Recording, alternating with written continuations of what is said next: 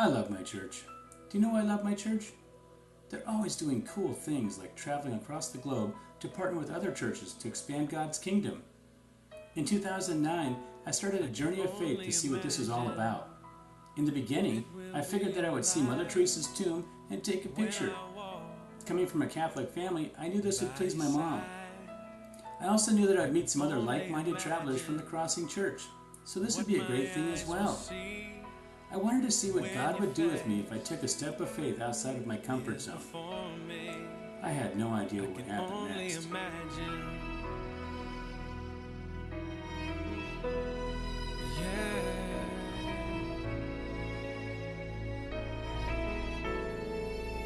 Surrounded by your glory, what will my heart feel? Will I dance for you, Jesus?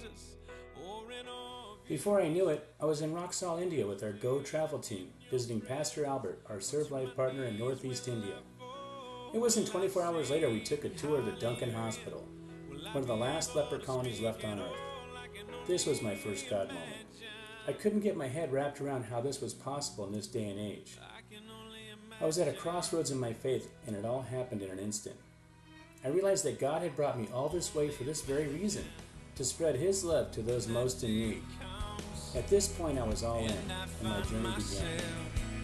Standing in the sun, I can only imagine when all I would do is forever worship you.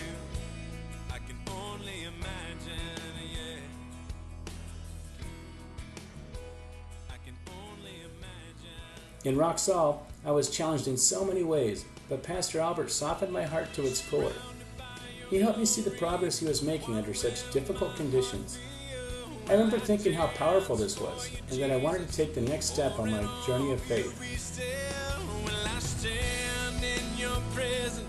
Or to my knees will I fall? Will I sing hallelujah?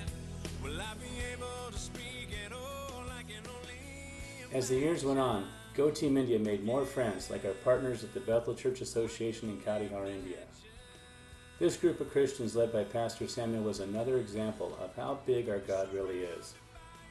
My relationships kept growing stronger and stronger each trip as my heart became on fire for Jesus.